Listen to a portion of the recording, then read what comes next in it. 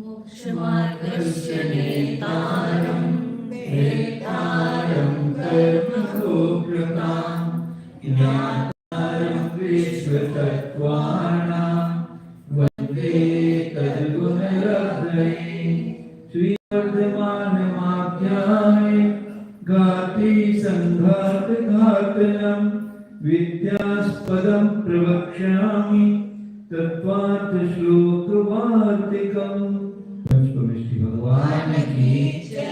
देवादिदेव श्री आदिनाथ भगवान की जय। परम पूज्य आचार्य श्री उमा स्वामी जी महाराज की जय।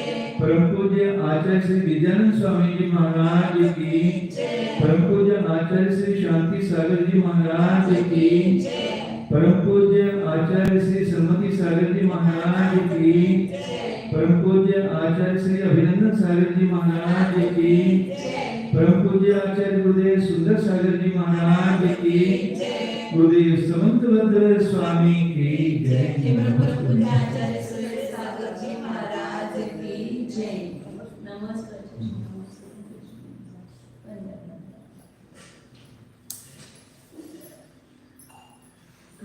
प्रकरण चल रहा था सप्तम प्रमाण वाक्य और नए वाक्य का। तो प्रश्न किया था कि प्रमाण वाक्य क्या, नए वाक्य क्या है। तो सकलादेश प्रमाण वाक्य और विकलादेश नए वाक्य है। तो उस पर प्रश्न हुआ था कि सकलादेश क्या और विकलादेश क्या है। तो उस पर अन्य मतों का निराकरण करके आचार्य उसका अभी उत्तर अभी नहीं दे रहे, पहले उनका खंडन कर रहे हैं। कि कोई कहता है कि सकलादेश मतलब अनेकांतात्मक वस्तु का प्रतिपादन सकलादेश है और एक धर्मात्मक वस्तु का कथन विकलादेश है, ऐसा कहते तो वो भी ठीक नहीं है। क्यों? क्योंकि जो 60 भंग है इसमें 3 जो भंग है वे एक धर्मात्मक वस्तु का कथन करते हैं और बाकी के 4 भंग है वो अनेक धर्मात्मक वस्तु का को प्रकाशित करते हैं। तो एक ही सप्तभंगी में 3 वाक्य तो नए वाक्य हो जाएंगे और 4 वाक्य प्रमाण वाक्य हो जाएंगे। इससे सिद्धांत का विरोध होगा। फिर किसी ने कहा कि धर्मी मात्र का वचन विकलादेश है और धर्म मात्र का कथन करना विकलादेश है, तो ये भी ठीक नहीं है। तो क्योंकि धर्मी जो है वो धर्म से युक्त ही होता है, खाली धर्मी का वचन नहीं होता है, और धर्म भी होता है तो वो धर्मी के आधार से ही रहता है, तो केवल धर्म का वचन संभव नहीं है, इसलिए वो भी ठीक नहीं। उसका उदाहरण देकर के समझाया था। जीव शब्द और अस्थि शब्द। जीव शब्द है तो जीवत्व धर्म से युक्त ही है, और अस्थि शब्द है तो वो किसी अस्तित्ववान पदार्थ में ही अस्तित्व रहता है, इसलिए केवल धर्म का धर्मी का वचन नहीं हो सकता है, संभव नहीं है। ये उसका उत्तर दिया था। अब उसके बाद अभ्यास पढ़ना है। 460 पेज नंबर है, नीचे का पैराग्राफ है। सत् आदि वाक्यं सप्तविधमपि प्रत्येकं विकलादेशः समुदितं सकलादेशः इति अन्ये ते अपि न युक्ति आगम कुशलः तथा युक्ति आगम युहो अभावात्। दूसरा कोई कह रहे हैं कि सत आदि जो वाक्य है, 7 प्रकार के वाक्य, अलग अलग वाक्य लेंगे तो विकलादेश है, एक एक भंग, और 7 मिलकर के सकलादेश है, तो बराबर है क्या? इत्यादि। तो आचार्य कहते वे भी न युक्त्यागम कुशल। हाँ, वे भी युक्ति आगम में कुशल नहीं, ना युक्ति है वहां पर, ना आगम है ऐसा। क्योंकि इस प्रकार का युक्ति और आगम दोनों का भी अभाव है। ये बात युक्ति से भी सिद्ध नहीं होती है और आगम से भी सिद्ध नहीं होती है। उसका खुलासा करेंगे। सकल प्रतिपादकत्वात् प्रत्येकं सद आदि वाक्यं विकलादेशः इति न समीचीना युक्तिः तत्समुदायस्य अपि विकलादेशत्व प्रसंगात्। पहला आपका कथन क्या है कि सद आदि वाक्य एक एक अलग अलग विकलादेश है। तो क्यों विकलादेश आप कह रहे हो कि सकल अप्रतिपादकत्व, संपूर्ण का कथन न करने से संपूर्ण का प्रतिपादकपना उसमें नहीं है। इसलिए प्रत्येक जो सत आदि वाक्य है, सत असत अवक्तव्य इत्यादि वाक्य है, वो विकलादेश है। ऐसा कहना ये आपकी समीचीन युक्ति नहीं है। एक एक वाक्य संपूर्ण वस्तु का प्रतिपादन नहीं कर सकते हैं, इसलिए वो विकलादेश है ऐसा कहना ठीक नहीं है, ये युक्ति समीचीन नहीं है। क्योंकि एक एक वाक्य ने पूरी वस्तु का कथन नहीं किया, उसका जो समुदाय है वो भी विकलादेश पने का प्रसंग आएगा। एक एक विकलादेश समुदाय भी सकलादेश कैसे होगा? तो उन सबके समुदाय को भी विकलादेश पने का ही प्रसंग आएगा। नहीं, सत आदि वाक्य सत्यकम समुदितम सकल अर्थ प्रतिपादिकम सकल श्रुतस्य एव तथा अभाव प्रसिद्धि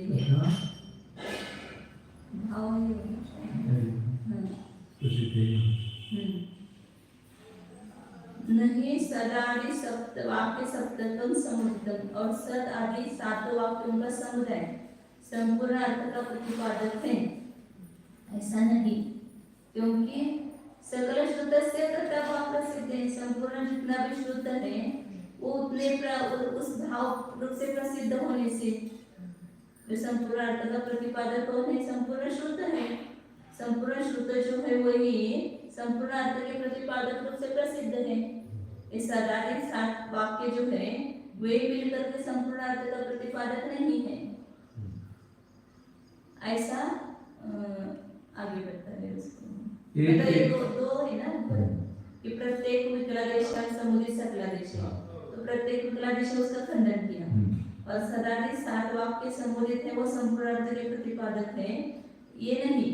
मतलब समुदित को सकलादेश कहना ठीक नहीं है, क्योंकि संपूर्ण शुद्ध ही सकल अर्थ का प्रतिपादक है, ऐसा उसको हेतु दिया। ये सकल का प्रतिपादक क्यों नहीं है? क्योंकि सकल श्रुत से व संपूर्ण श्रुत को ही तथा भाव मतलब सकल अर्थ प्रतिपादक बना प्रसिद्ध है।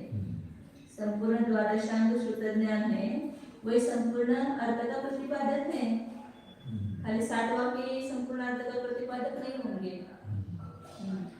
एतेन सकल अर्थ प्रतिपादकत्वात् सप्तभंगी वाक्यं सकलादेशः इति युक्तिः असमीचीना उक्ता हेतु असद्यत्वात्। इससे संपूर्ण अर्थ का प्रतिपादकपना होने से सप्तभंगी वाक्य जो है वो सकलादेश है, तो सातों भंगों के द्वारा पूर्ण अर्थ का प्रतिपादन हो गया, इसलिए वो सकलादेश है।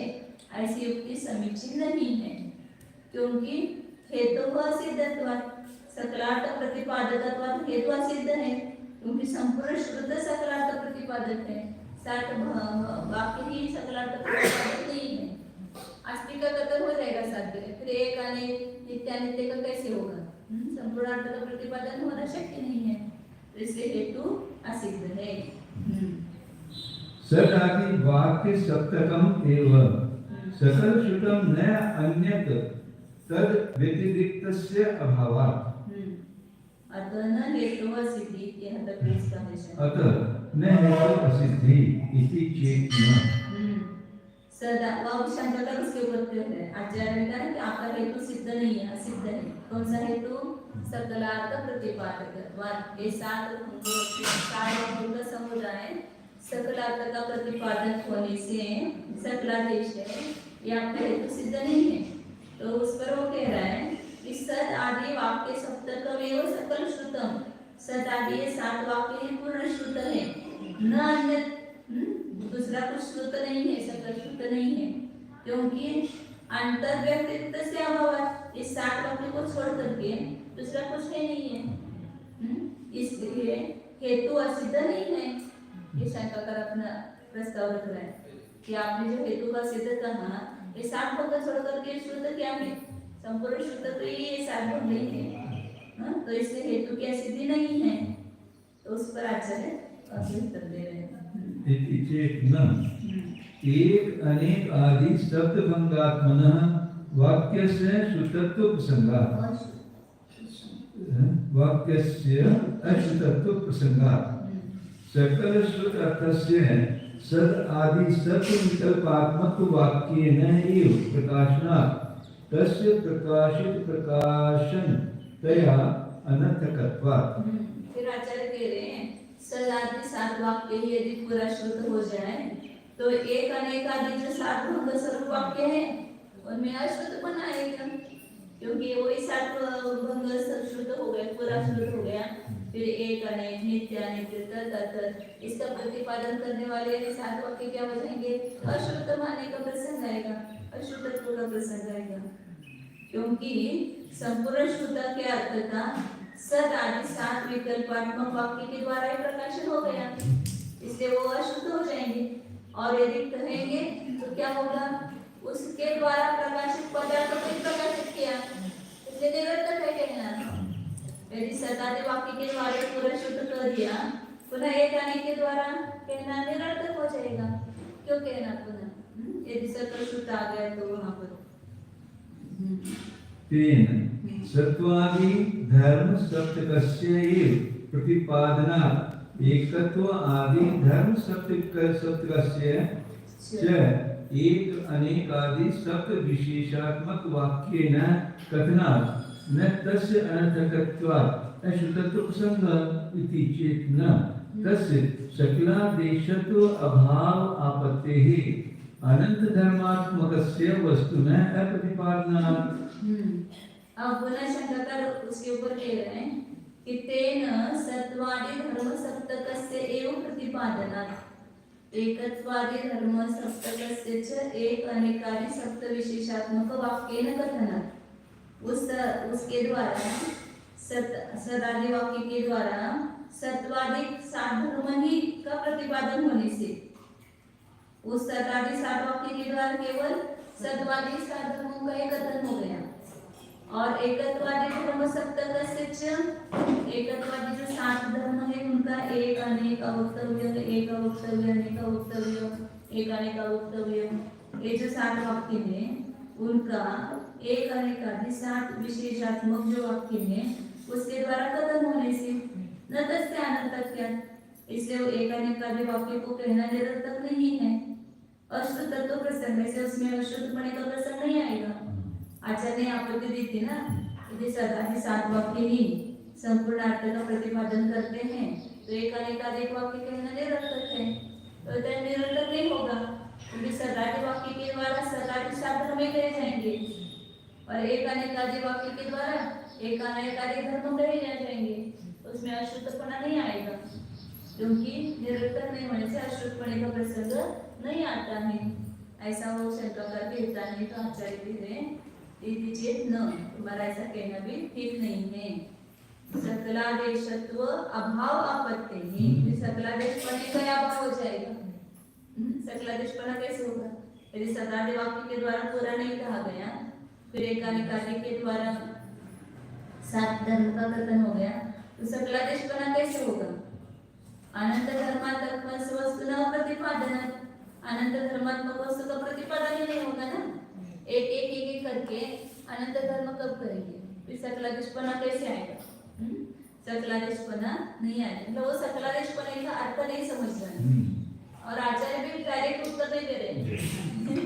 पहले सब उनका निकालेंगे गलत गलत जो पूरे पहले निराकरण करके फिर उत्तर उसके मुख से आएगा लास्ट में। ऐसा है आवेग रूप से, तो फिर इसको एक ही भंग के द्वारा कहो ना, फिर एक ही भंग सकलादेश हो जाएगा। अस्तित्व नास्तित्व आदि धर्मों को कहने वाले सातों भी वाक्य यदि प्रत्येक अकेले बोले जाएं तब तो विचारेश है, और सातों भी इकट्ठे सम्मिलित कहे जाएं तो वे सकलादेश है।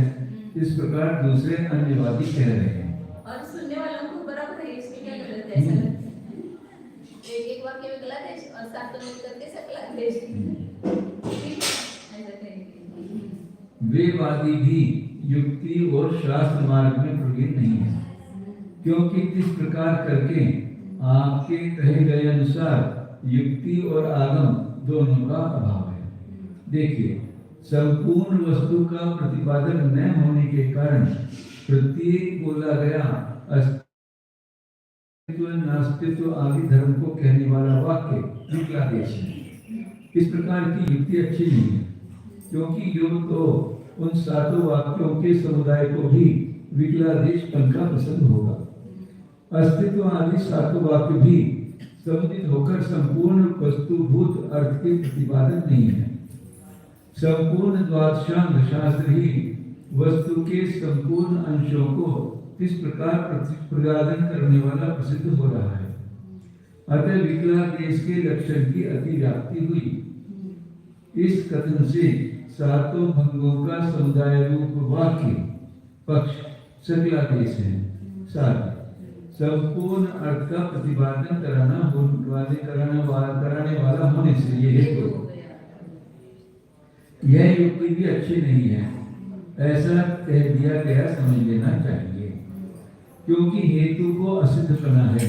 अर्थात केवल सप्तभंगी वाक्य में ही संपूर्ण अर्थ का प्रतिपादक बना नहीं है।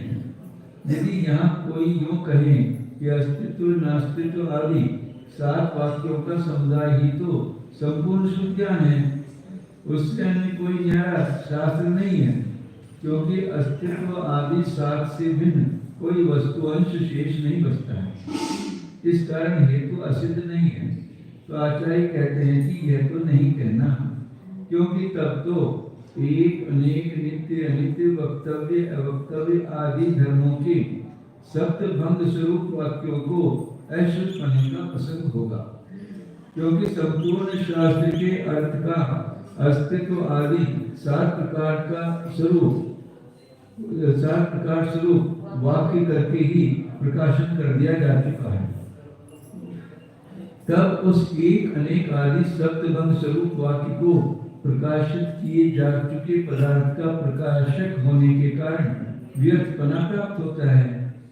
यानी अस्तित्व आदि सात वाक्यों ने जिस अर्थ को पहले प्रकाशित कर दिया है, उसी का दोबारा प्रकाश एक अनेक आदि सप्तभंगी वाक्य ने किया है।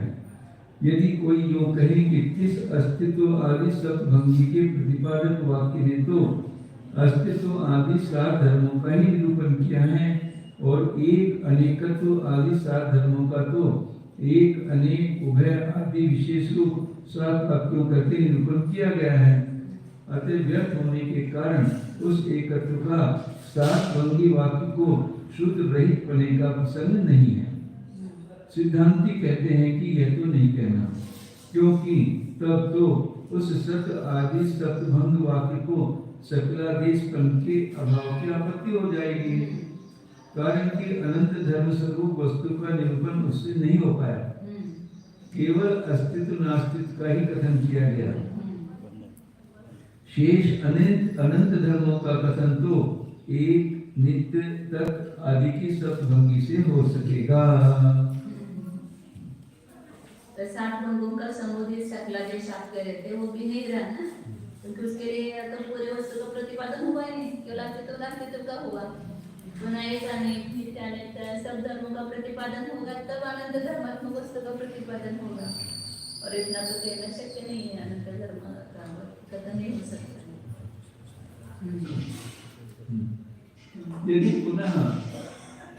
यदि पुनः अस्तित्व आदि धर्म सप्तक मुखेन अशेष अनंत सप्तभंगी विषय अनंत धर्म सप्तक स्वभावस्य वस्तुनः कालादिभिः अभेद वृत्त्या अभेद उपचारेण प्रकाशनात् सत् आदि सप्त विकल्पात्मक वाक्यस्य सकलादेशत्व सिद्धिः तदा स्याद् अस्ति एव जीवादि वस्तु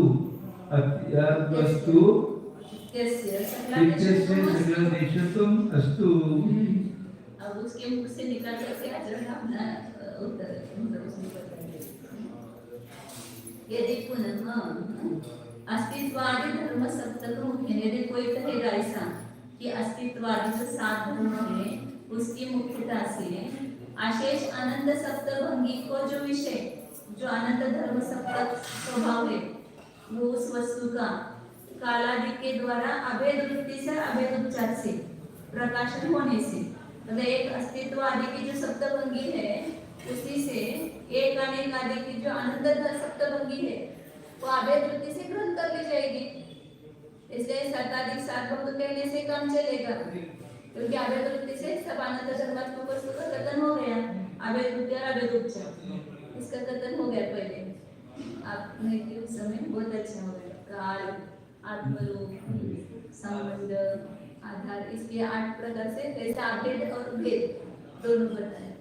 जब भेद होता है तो वहाँ अभेद उपचार करते हैं, और अभेद की वृत्ति से पहला भंग जो है वो अभेद वृत्ति से आता है, तो उसमें कालादि के अभेद की विवक्षा होती है, और बाकी के भंगों में भेद की विवक्षा, भेद की प्रधानता है, लेकिन वहाँ पर अभेद का उपचार करके सकलादेशपना आता है। तो वो ये कह रहा है कि अस्तित्वादि जो सार भंग है उसके साथ अभेद वृत्ति से अनंत धर्मात्मक सप्तभंगी भी जान ली जाएगी अभेद उपचार से। इसलिए संपूर्ण आदेशपणे की सिद्धि हो जाएगी। सदाधिक वाक्य के द्वारा ही सकलादेशपणे की सिद्धि हो जाएगी। उसके लिए एक अनेक सप्तभंगी कहने की आवश्यकता नहीं है, क्योंकि वो कालादिक के द्वारा अभेद वृत्ति से और अभेद उपचार से जान लिया जाएगा। तो फिर आचार्य कहते हैं फिर एक ही जो भंग है स्यात् अस्ति एव, ये पहला भंग नए सप्तभंगी का, और जीवादि वस्तु अस्ति, जीवादि वस्तु है ही, इसका ही नहीं एक ही लिखा स्यात् अस्ति एव जीवादि वस्तु, जीवादि वस्तु है ही, ये पहला भंग है ब्रह्म सप्तभंगी का। फिर इसी के द्वारा सकलादेशपना हो, क्योंकि इस एक वाक्य के द्वारा ही अनंत धर्मात्मक वस्तु जान ली जाती है अभेद वृत्ति से। तो एक ही भंग के द्वारा सकलादेशपना हो गया, तो उसके लिए 7 भंग कहने की भी आवश्यकता है। आचार्य आणि आम्ही पण तसं वास्तविकता हे सकलादेशपना एका धर्माच्या द्वारे अभेद रूपानं अनंत धर्मात्मक वस्तूला जाणणं, त्याला अभेद वृत्तीच्या द्वारे जाणणं, त्याला सकलादेशपना म्हणतो। हा सकलादेशपना आहे। जो सकलादेश काय आहे तो पूछा था ना, सकलादेश क्या है? ये जो सकलादेश है ना, एक धर्म कहा तो भी वाक्य के द्वारा अनंत धर्मात्मक वस्तु कही नहीं जाएगी। वो एक ही धर्म कहेंगे तो उसके द्वारा अभेद वृत्ति से अनंत धर्मात्मक वस्तु जब हम जानते हैं तो प्रमाण के द्वारा जानते हैं, तो वही सकलादेश हो गया। वही सकलादेश हो, एक भंग ही जो है वही सकलादेश क्यों नहीं, वही सकलादेश हो। विवक्षित अस्तित्व मुखेन शेष अनंत धर्मात्मनः वस्तुनः तथा प्रत्याकथनात्।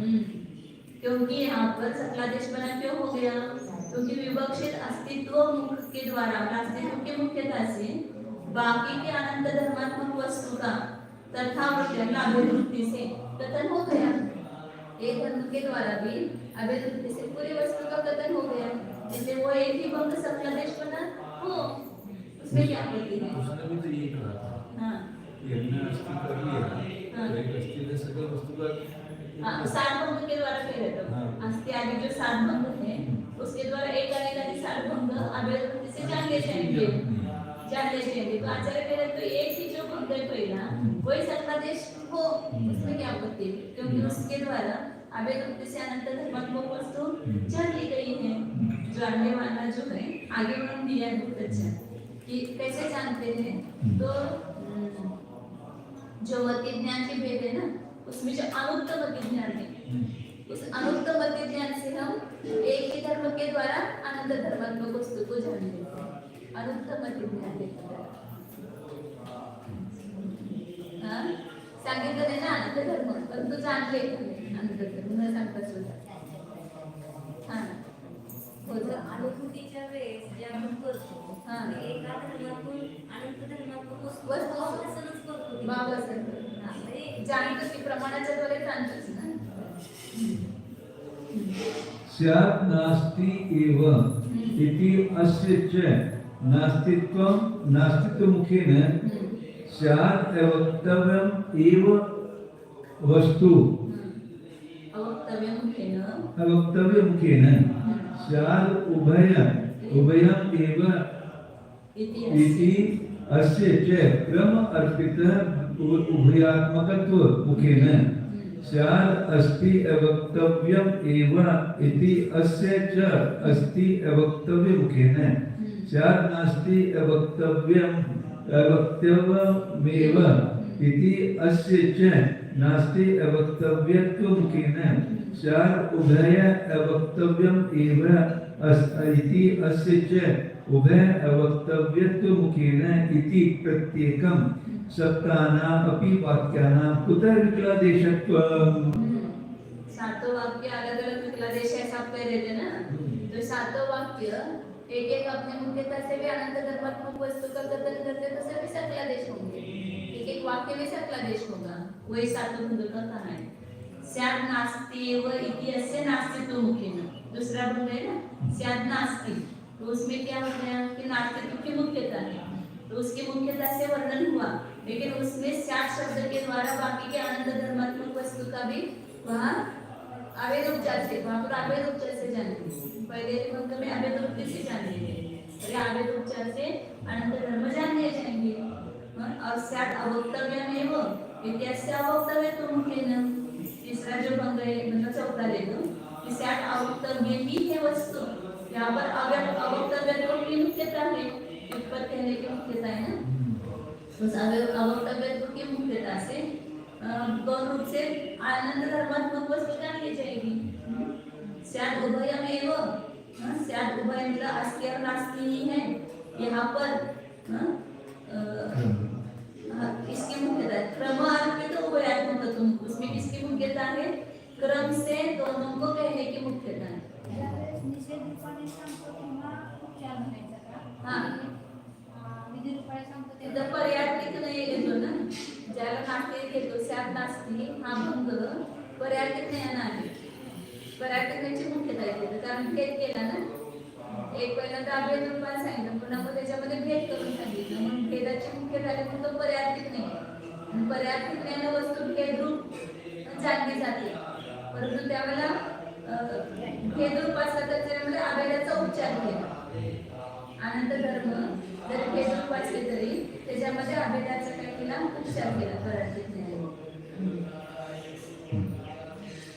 स्याद् उभयमेव, स्याद् अवक्तव्य हो गया, स्याद् उभय वस्तु है, इसमें क्रम से कहने की, क्रम से दोनों को कहने की विवक्षा की मुख्यता है, क्रम से दोनों धर्म मुख्य है, तो उसमें उभय ही है, इसमें भी विकलादेशपना कैसे होगा इस लास्ट में लगाना। फिर स्याद् अस्ति अवक्तव्य, पांचवा भंग अस्ति अवक्तव्य, इसका अस्ति और अवक्तव्य दो धर्म मुख्य है, अस्ति अवक्तव्य तो मुख्यता से। स्याद् नास्ति अवक्तव्यमेव, इस भंग में नास्ति अवक्तव्य की मुख्यता है।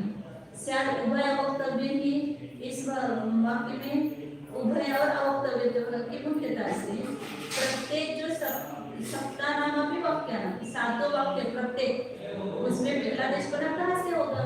क्योंकि उसकी मुख्यता से उन्होंने संपूर्ण वस्तु को ही जान लिया उस एक भंग से, तो फिर वो विकलादेश कैसे होंगे? फिर भी सब सकलादेश होंगे, इसलिए प्रमाण सप्तभंगी है ना वो सकलादेश, मतलब जब एक धर्म के द्वारा अनंत धर्मात्मक वस्तु जान ली जाती है, अभिप्राय में हमारे अनंत धर्मात्मक वस्तु को जानना होता है, तो उसको प्रमाण सप्तभंगी कहते हैं। और जब एक धर्म की मुख्यता से और बाकी के गौण होते हैं तो वहाँ पर नई सप्तभंगी होती है, एकादशी धर्म कोई कहा जाता है तो वो नई सप्तभंगी। आणि ते सारखी ते अन्यमध्ये म्हणत होते त्याचं खंडन केलं। हां, तर हे साधीच्या साधी भंग सकलादेश का होणार नाही कसं त्याच्या मुखातून सांगितलं। तू म्हणतोस ना की अस्ति अधिक सात भंगाच्या द्वारे बाकी एकाही सारे भंग जाण अनंत धर्मात्मक वस्तू जाणली जाते, तर सातच पुस्तक पाहिजे, एकाच भंगाच्या द्वारे अनंत धर्मात्मक वस्तू जाणली जाते, म्हणजे एकच भंग विकलादेश जातो तो पण सकलादेश होतो, प्रत्येक भंग सकलादेश, प्रमाण सप्तभंगीचा प्रत्येक भंग सकलादेश।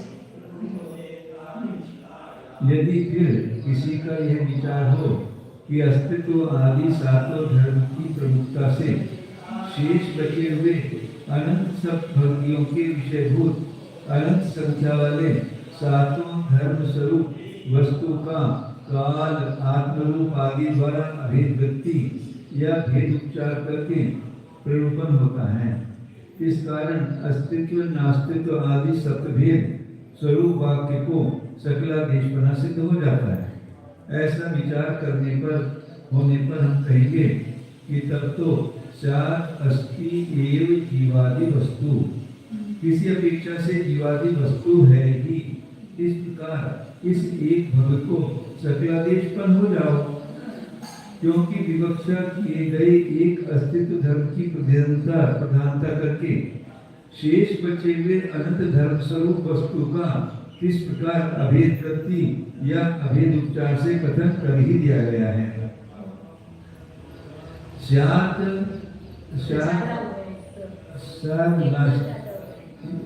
नास्ति एव, इस अकेले वाक्य को भी सकलादेशीपना हो जाओ।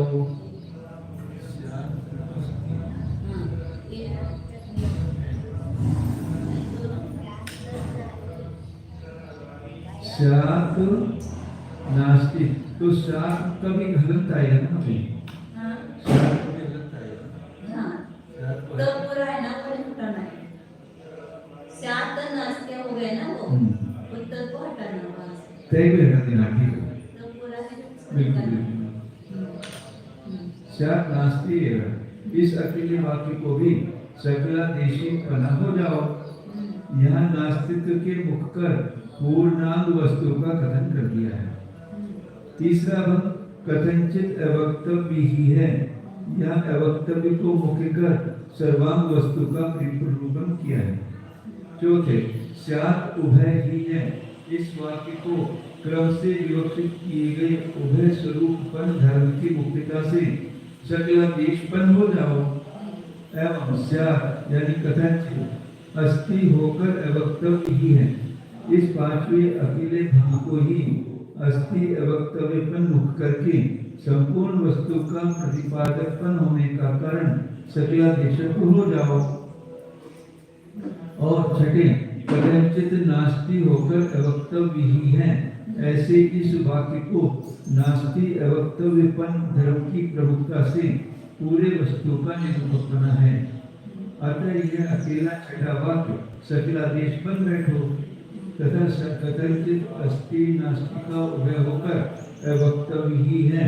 इस सातवें भंग को उभय अवक्तव्यपन धर्म की प्रमुखता से सर्वांग वस्तु का कथन होने के कारण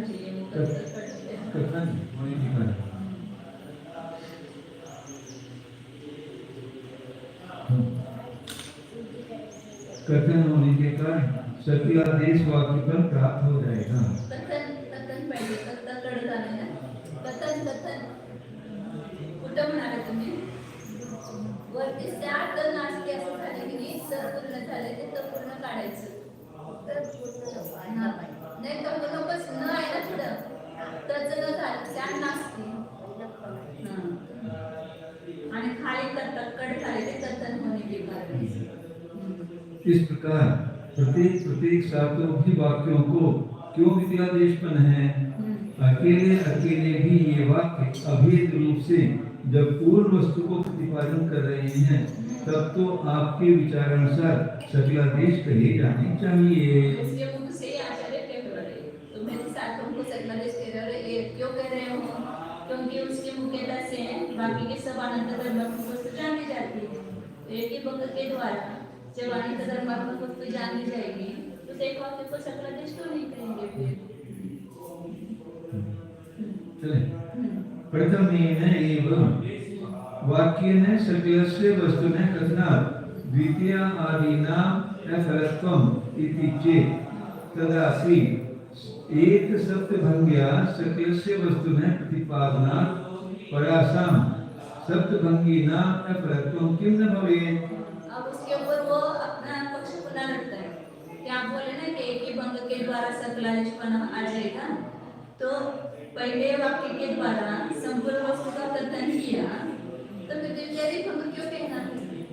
वो कहता है द्वितीय भंगों का निष्फलत्व हो जाएगा। यदि पहले भंग के द्वारा आपने पूरी वस्तु बताई, अब दूसरा भंग कहने क्यों, उसको निष्फलपन आ तो इसमें ऐसा वो शंका कर ले रहा है कि एक भंग के द्वारा आचार्य ने देखा ना कि एक भंग सकला विकलादेश क्यों हो सकलादेश हो जाएगी तो फिर पूरी वस्तु का प्रतिपादन हो गया इसके द्वारा। तो फिर यदि एक भंग के द्वारा पूरी वस्तु का कथन होगा तो द्वितीय भंगों को निष्पन्न आ जाएगा, ऐसा आप कह रहे हो। तो आचार्य कहते हैं फिर तो इसलिए उत्तर में क्या ऊपर पूछा है, खाली उसको प्रश्न पूछा कि सकलादेश क्यों न हो, इसमें विकलादेश बना क्यों हो, ऐसा प्रश्न पूछा। हाँ? परासम दुसऱ्या जिथे षष्टीचं बहुवचन झालं, सर्वनामाप्रमाणे झालं, सर्वासाम असं जातं. स्त्रीलिंग आहे, परा शब्द घ्यायचा म्हणजे ते परासम करायचं. सर्वासाम होत आहे ना स्त्रीलिंग बहुवचन. तर सप्तभंगी स्त्रीलिंग है ना, इसलिए स्त्रीलिंग. एक सप्तभंगी के द्वारा संपूर्ण वस्तु का प्रतिपादन करने से बाकी की दूसरी सप्तभंगियां जो है उसको निष्पन्न बना क्यों नहीं होगा। यदि तुम कहते हो कि एक भंग के द्वारा यदि संपूर्ण वस्तु का कथन होगा तो द्वितीय भंग निष्पन्न हो जाएंगे। तो तुमने कहा था ना एक अस्थिनास्ति सप्तभंगी के द्वारा अनंत सप्तभंगी जानी जाती है, तो फिर वो भी अनंत सप्तभंगी जो है उसको कहना निष्पन्न हो जाएगा। एक सप्तभंगी के द्वारा यदि संपूर्ण वस्तु का प्रतिपादन किया तो बाकी के सप्तभंगी को कहना भी निष्पन्न होगा। फिर प्रधान भावेन स्वे विषय धर्म सप्तक स्वभावस्य एव अर्थस्य एकया सप्तभंग्या पृथक प्रकथनात् स्वे गोचर धर्म सप्तक अंतराणाम अपराधी सप्तभंगी भी कथनात् न तासाम अफलत्वम इति चेत् तर्हि प्रथमेन वाक्येन स्वविषये एक धर्मात्मकस्य वस्तुनः प्रधान भावेन कथनात् द्वितीयादिभिः स्वगोचर एक धर्मात्मकस्य प्रकाशनात् कुतः तेषां फलता। वो जो उत्तर देगा ना वही उत्तर उसको पलटा करके देते।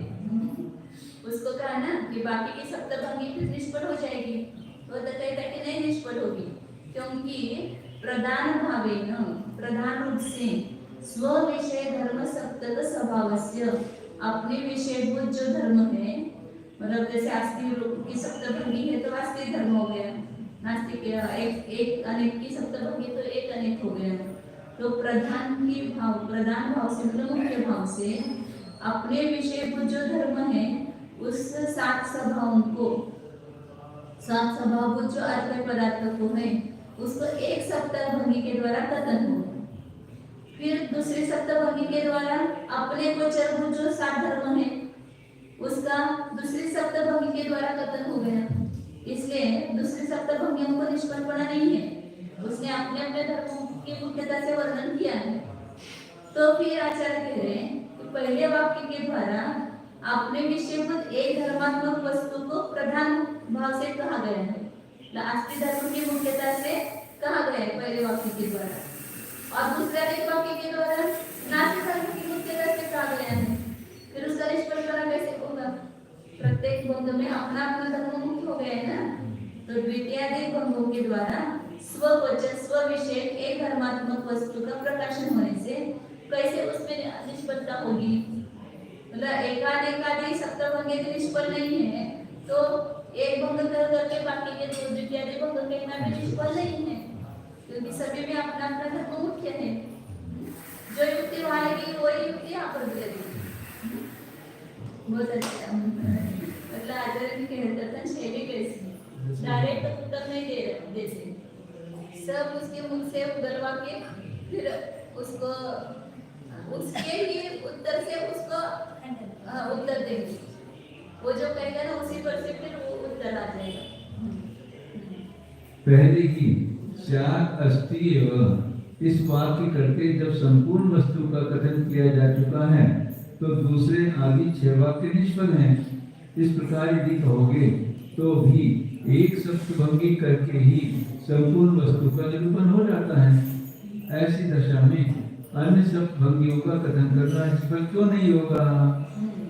इस पर कोई यदि योग कहे कि अपने अपने विषयभूत सातों धर्मस्वरूप अर्थ का प्रधान रूप से एक सत्भंगी करके स्पष्ट कथन किया जाता है और अपने विषय दूसरे दूसरे सात धर्मों का न्यारी न्यारी अन्य सप्तभंगियों करके कथन किया जाता है।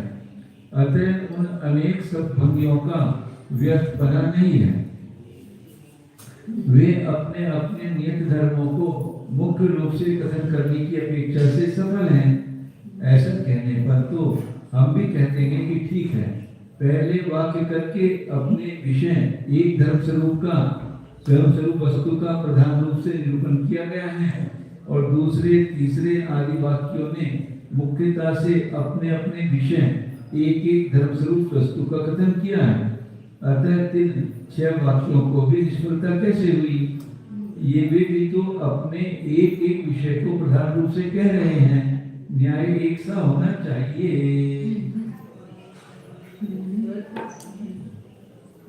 कथम पुनः अर्थस्य एक धर्मात्मकतम प्रधानम तथा शब्देन उपात्तत्वात् शेष अनंत धर्मात्मकत्वम अपि एवं प्रधानम अस्ति इति अस्तु इति चेत न तस्य एकतः वाक्यान् अश्रूयमानत्वात्। बहुत अच्छा।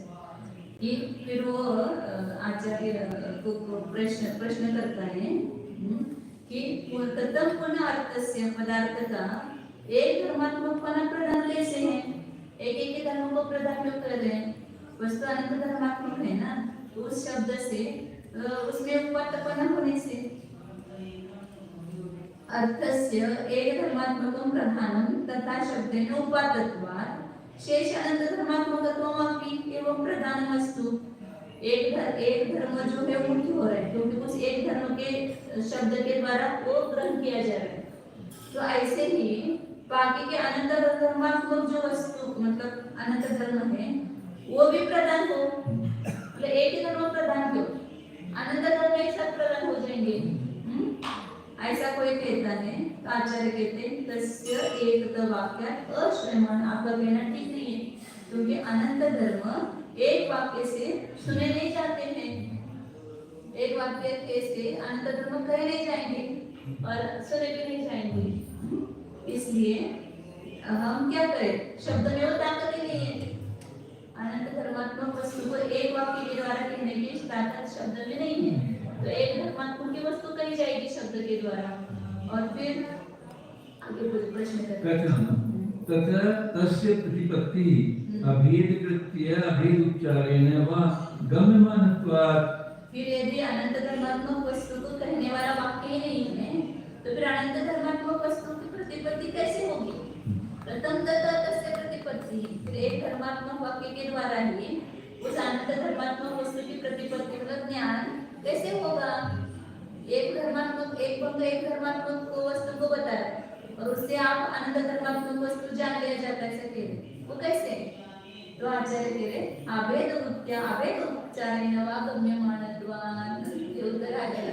अभेद वृत्ति से या अभेद उच्चार एक धर्म के साथ अनंत धर्मों की अभेद से वृत्ति है। 8 प्रकार के है ना, जो अस्थि का काल है वही अन्य सभी अनंत गुणों का वही काल है। इसलिए काल की अपेक्षा से उनमें अभेद है। आत्मरूप जैसे एक अस्थि धर्म वस्तु का स्वरूप है ऐसे अनंत धर्म भी वस्तु के स्वरूप है। इसलिए स्वरूप की अपेक्षा से अभेद है, अभेद रूप। फिर तीसरा बताया कि आधार जो अस्थि धर्म का आधारभूत वस्तु है अर्थ है वही अर्थ अन्य अनंत धर्मों का आधारभूत अर्थ वही है, अलग नहीं है। इसलिए आधार की अपेक्षा मतलब आधारभूत पदार्थ की अपेक्षा अभेद है। फिर जो अस्थि का तादात्म्य संबंध वस्तु के साथ में है वही तादात्म्य संबंध अनंत धर्मों का है। इससे संबंध की अपेक्षा से उनमें अभेद होती है। फिर बताया कि संसर्ग नहीं तो उपकार जो एक अस्थि उपकार करता है अपने रूप से रंगाना उस वस्तु को अपने विशेषण से विशेषित करना। ये जैसे अस्थि धर्म ने उपकार किया ऐसे अनंत धर्म के अपने रूप से वस्तु को उपकृत करते हैं, उससे सहित करते हैं तो उनका उपकार है। असली धर्म ने अस्तित्व रूप से उस वस्तु को विशेषित किया, ना वस्तुत्व धर्म उस रूप से वस्तु को विशेषित करता है।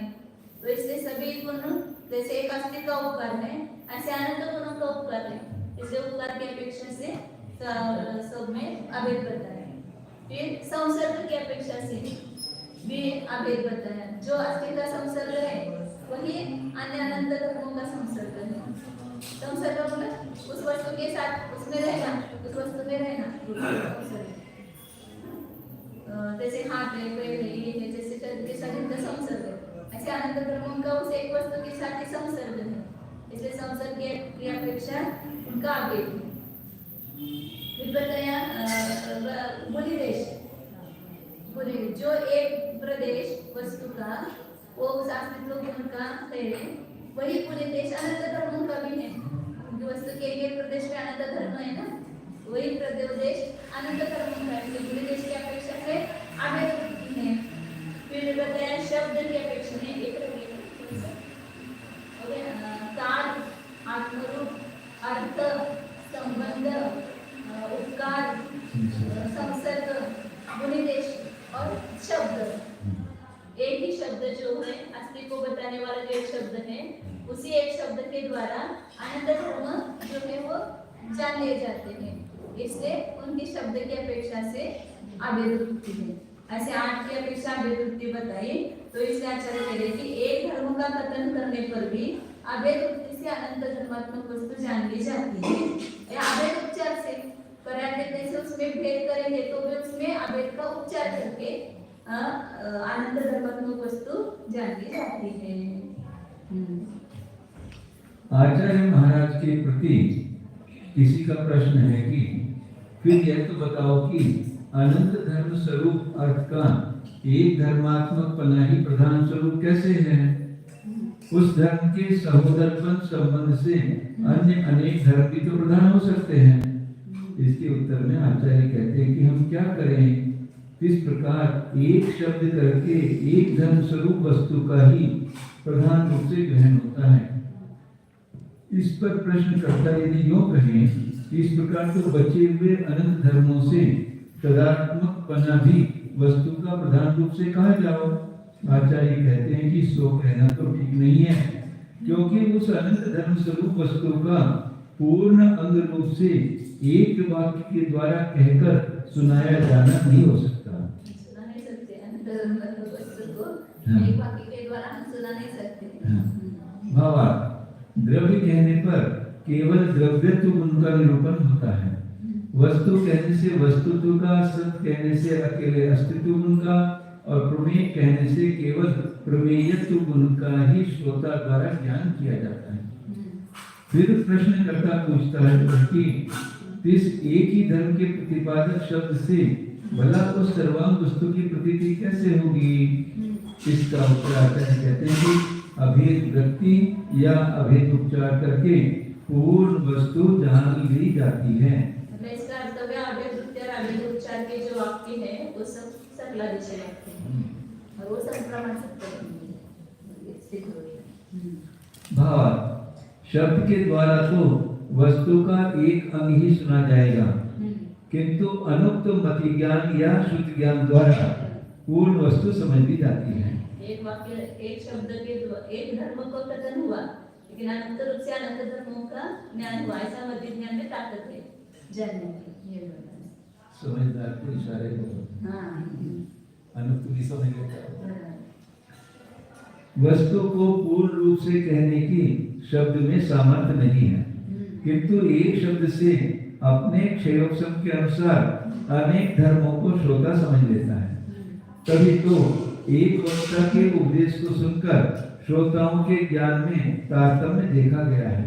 सबको समान ज्ञान नहीं होता है। हाँ। अपने अपने क्षयोपम के अनुसार ज्ञान होता है। जिनको अनुक्त समझ में नहीं आता है कहो तो भी वो समझ में नहीं आता है।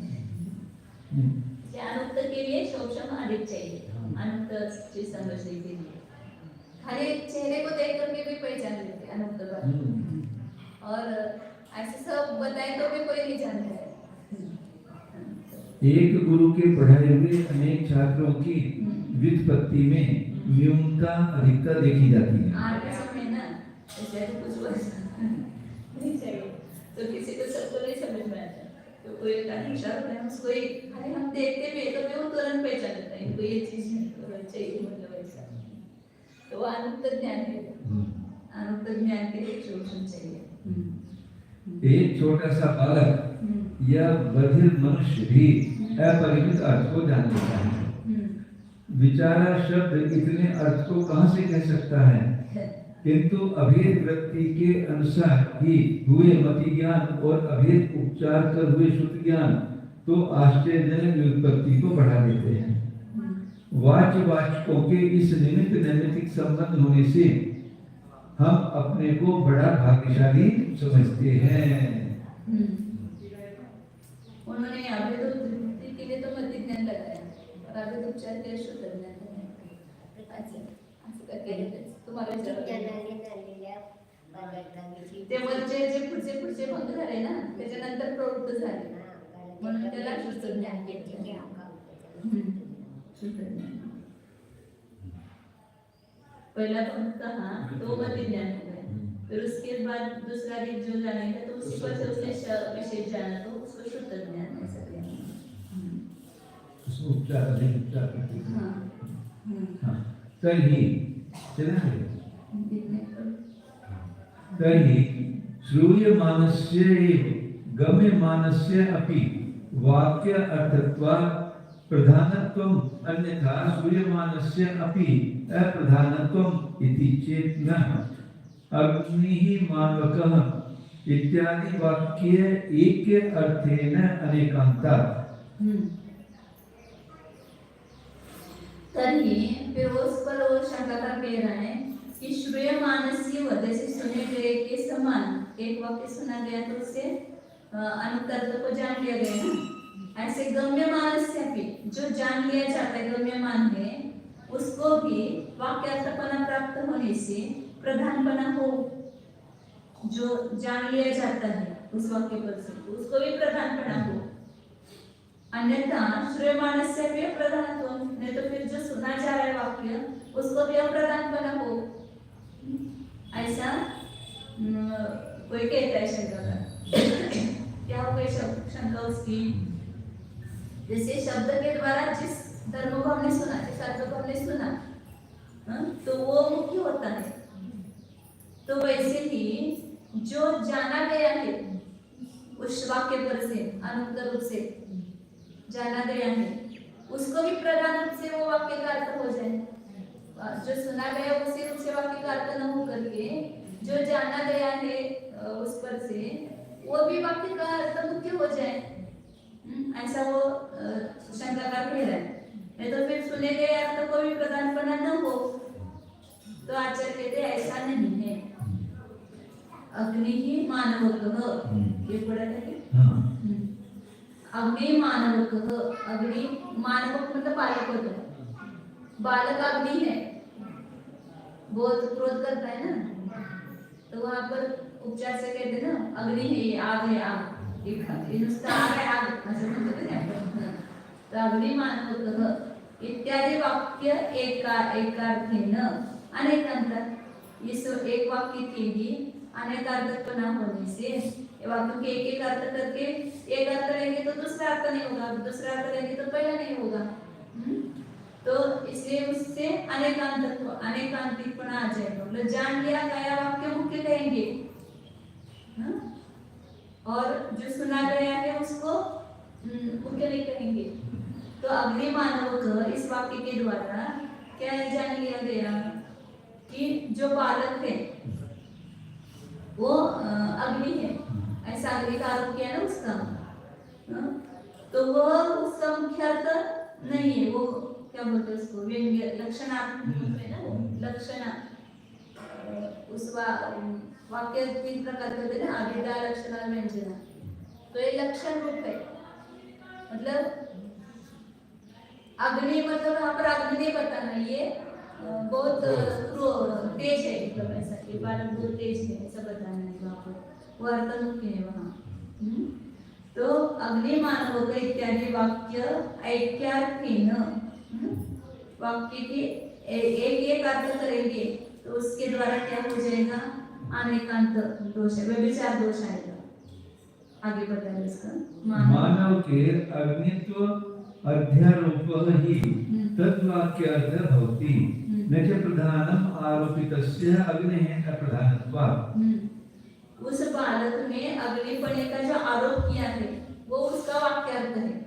अग्नि मानव का ऐसा जो बताया वो मुख्य अग्नि नहीं बताने वहां पर, आरोपित कथन है वो वाक्यार्थ है वहां पर।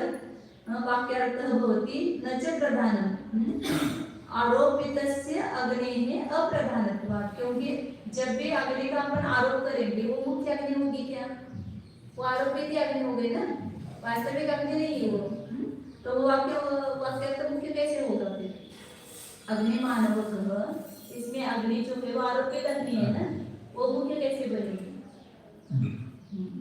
तब तो शब्द द्वारा सुने गए अर्थ के समान व्युत्पत्ति के द्वारा जान लिए गए अनुक्त अर्थ को भी वाक्यार्थ बना प्राप्त है। अतः वह गम्यमान भी प्रधान रूप से वाक्य का अर्थ हो जाओ, अन्यथा सुने गए अर्थ को भी प्रधान बना न होए।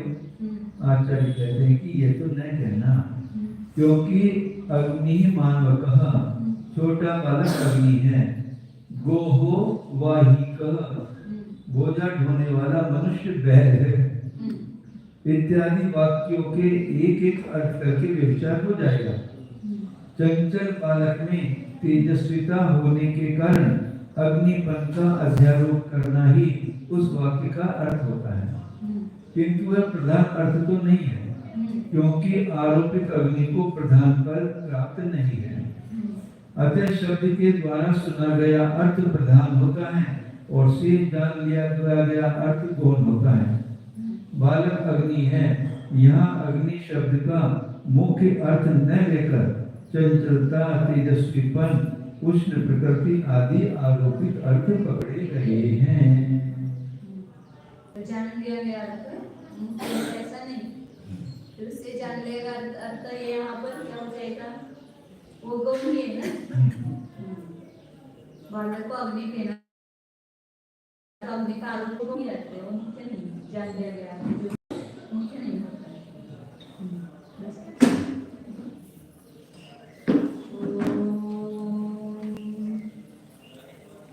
जानिए यह मैं शुद्ध चैतन्यमय जीव ही ज्ञान दर्शन स्वरूप है,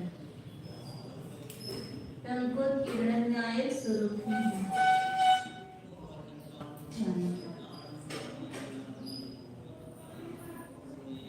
किसी एक धर्म का कथन करने पर भी अनंत धर्मात्मक वस्तु को जान लेना ही प्रमाण के द्वारा अखंड वस्तु को ग्रहण करना है।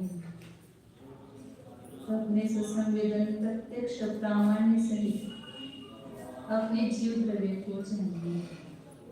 यह मैं प्रतीति में आ रहा है, यह मैं जीव नामक वस्तु अनादि अनंत अखंड चैतन्य स्वरूप ही है।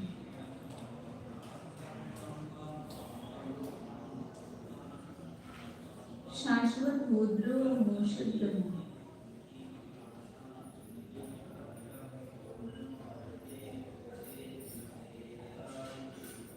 इस अनंत गुणों से परिपूर्ण समृद्ध ऐसे अपनी जीव वस्तु को जानिए।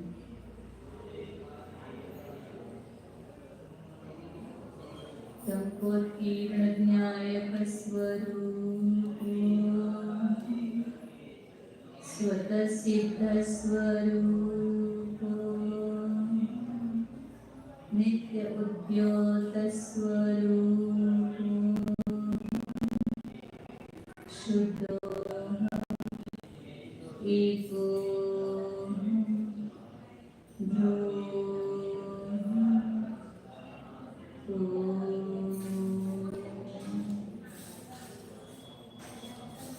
विसर्जन।